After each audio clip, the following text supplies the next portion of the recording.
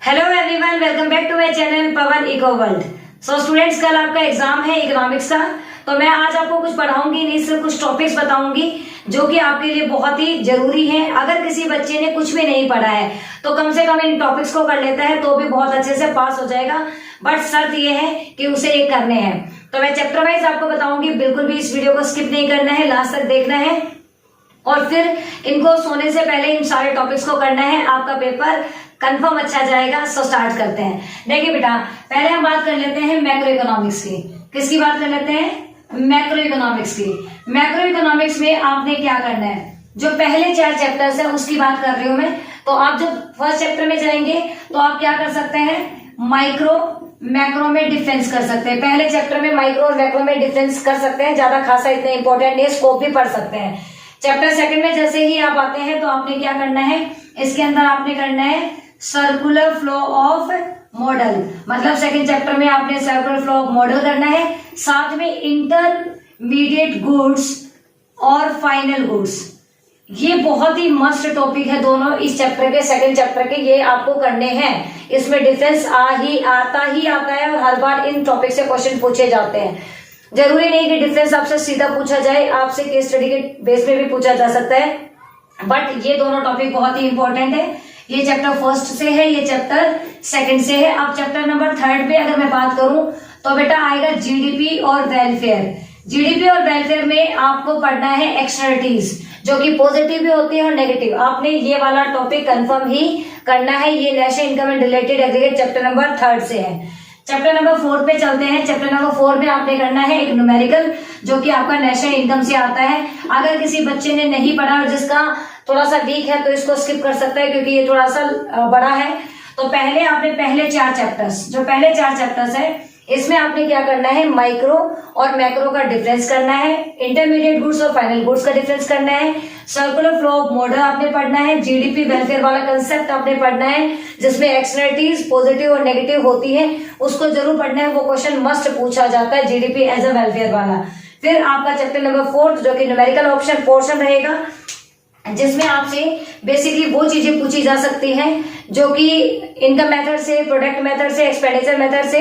तो मैं ये कहूंगी, अगर किसी बच्चे की बहुत अच्छी प्रिपरेशन है, दैट मीन्स उसे कुछ भी स्किप नहीं करना, बिकॉज उसे 80 आउट ऑफ 80 लेने हैं।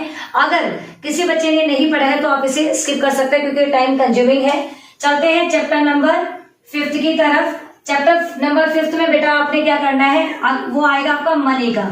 तो मनी में आपने मनी का जो प्रोसेस है वो करना है, कि मनी कैसे क्रिएट होती है। मनी कैसे क्रिएट होती है ये कंसेप्ट करने के बाद में आप चलते हैं चैप्टर नंबर 6, जो कि किस पे आएगा, बैंकिंग। चैप्टर नंबर 6 क्या है, बैंकिंग का है।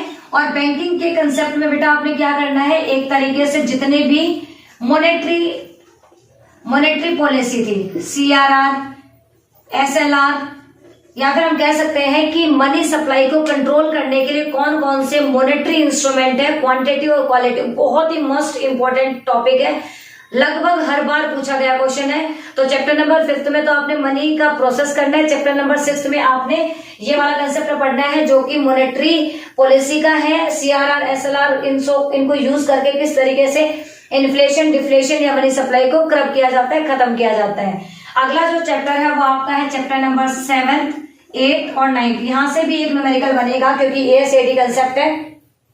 तो आप इसे, वैसे तो यहाँ से न्यूमेरिकल बनेगा ही बनेगा, तो वो तो आपने करना ही है। बाकी आपको लगता है कि आपने कुछ नहीं पढ़ा है तो आप यहाँ से 7, 8, 9 चैप्टर को आप स्किप कर सकते हैं। मैं ये उन बच्चों के लिए बोल रही हूँ जिन बच्चों ने कुछ भी नहीं पढ़ा है और जो सिर्फ ये चाह रहे हैं कि यार कल तो एग्जाम है, अब क्या करें, तो ये चैप्टर छोड़ सकता है। अदरवाइज ये चैप्टर करने हैं। इनमें भी आपका एक न्यूमेरिकल बनेगा, जो कि आपके लिए मस्ट इंपॉर्टेंट हो जाता है।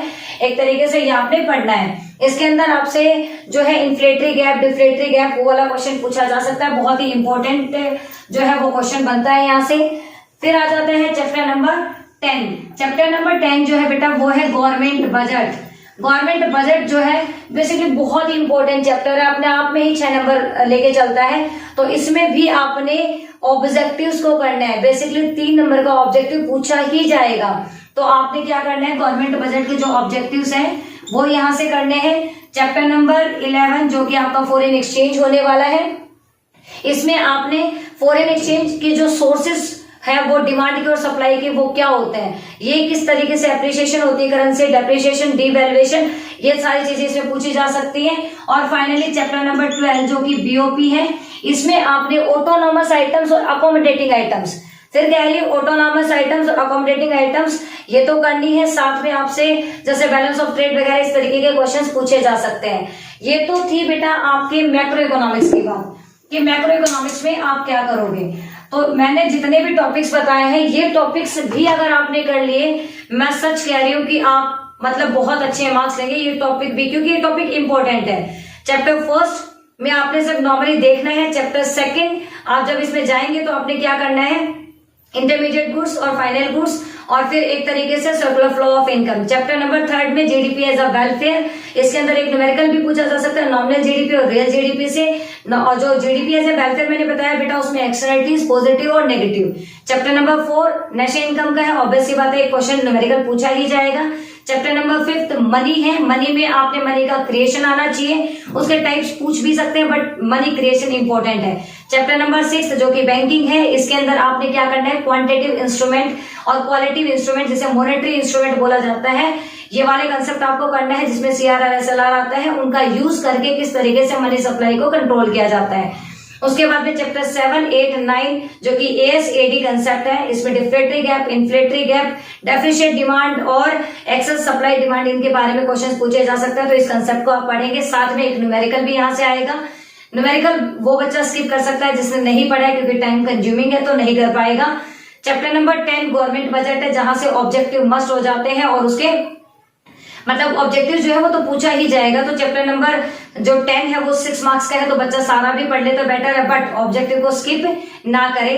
उसके बाद में चैप्टर नंबर 11 जो कि फॉरेन एक्सचेंज से है, इसमें सोर्सेस किस तरीके से फॉरेन एक्सचेंज हमारे पास आती है और किस तरीके से हमारे पास से जाती है, डिमांड और सप्लाई के सोर्सेस तो आएगा ही आएगा, मतलब पूछा ही जाएगा। इसके अलावा यहाँ से एप्रिसिएशन, डेप्रिसिएशन, डिवैल्यूएशन जैसे कंसेप्ट भी पूछे जा सकते हैं।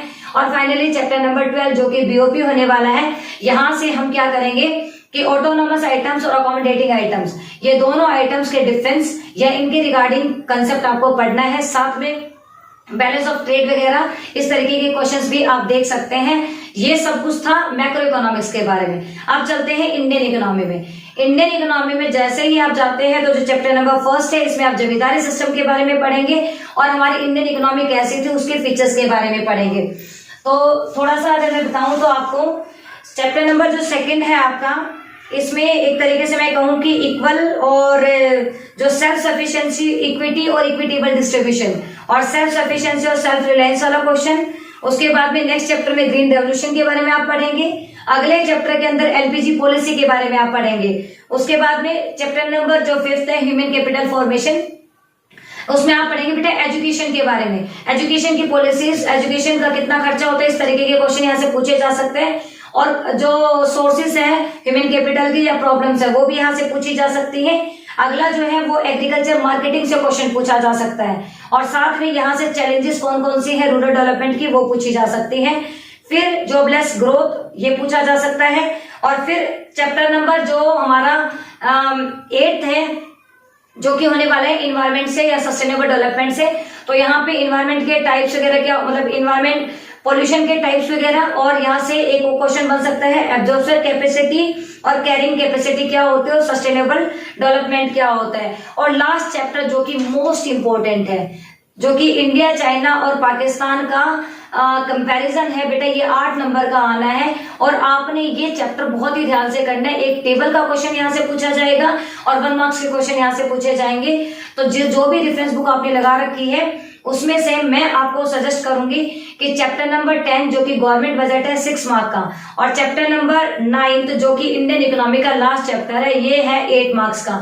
8 और 6 14 मार्क्स तो बच्चे के बिल्कुल नहीं जाने चाहिए। डैम श्योर ये चैप्टर्स बहुत अच्छे से आपको करने हैं। कंसेप्ट मैंने बता दी कि ये कंसेप्ट करने हैं। अब इतना होने के बाद में मैं जो आपको एक सलाह दूंगी, क्योंकि ये तो मैंने आपको सब बताया है कि कैसे, मेरी एक सलाह है आप सबके लिए जो कि मेरी क्या सभी की यही होती है। अगर किसी बच्चे को लगता है कि मैं ये क्वेश्चन नहीं कर पाऊंगी, ये क्वेश्चन मैंने नहीं देखा है, मैंने नहीं सुना है, सबसे पहले तो आपने जितने भी क्वेश्चंस देने हैं वो ऑर्डर वाइज देने हैं। या तो आप पहले से लास्ट की तरफ जा सकते हैं या लास्ट से पहले की तरफ आ सकते हैं। पहले एक क्वेश्चन कर लिया, फिर 15 क्वेश्चन कर लिया, फिर 18, फिर 34, इस तरीके से क्वेश्चन नहीं करने। ऑर्डर को कभी भी खराब मत करना। ज्यादा बड़े क्वेश्चंस का आंसर मत देना। 3 मार्क्स में जो नॉर्मल उसकी जो लिमिट होती है उतने ही जितना वहां लिखा हो उतना ही आपने देना। थोड़ा बहुत ऊपर नीचे हो सकता है, बट ओवर अटेम्प्ट नहीं करना। पेपर जो है वो रह भी सकता है, क्योंकि ओवर अटेम्प्ट के मार्क्स नहीं मिलते हैं, तो कोई फायदा नहीं है। दूसरा, आपको लगता है कि ग्रीन रेवोल्यूशन दे दिया और ग्रीन रेवोल्यूशन का क्वेश्चन आपके समझ नहीं आ रहा, मतलब क्वेश्चन थोड़ा सा बड़ा है, ग्रीन रेवोल्यूशन का आपको समझ नहीं आ रहा, तो आपको ग्रीन रेवोल्यूशन के बारे में तो कुछ लिख के आना है। अगर आप कुछ भी नहीं लिख के आओगे तो मार्क्स कहां से मिलेंगे। अगर कुछ भी लिख के आओगे तो आपको कुछ तो दिया ही जा सकता है। तो सभी कोई भी क्वेश्चन स्किप ना करें, सारे क्वेश्चंस करके आए और किसी तरीके का जो डर है, जो फियर है, उसे अपने साथ लेकर ना जाए, क्योंकि अगर डरोगे तो गलतियां होंगी। और अगर बोल्ड होके जाओगे, कॉन्फिडेंस के साथ जाओगे कि मुझे सब आता है, तो किसी टाइप का कोई डर नहीं होगा और गलतियां भी नहीं होंगी। मैं चाहूंगी कि मेरे सभी बच्चे बहुत अच्छा परफॉर्म करें और मुझे जो है वो प्राउड फील करवाएं। तो लास्ट में सभी को बेस्ट ऑफ लक मेरी तरफ से, और मैं भगवान से प्रे करूंगी और साथ में आपकी मेहनत रंग लाएगी। मिलते हैं इसी तरीके की कोई अच्छी वीडियो के अंदर, तब तक के लिए टेक केयर, बाय बाय।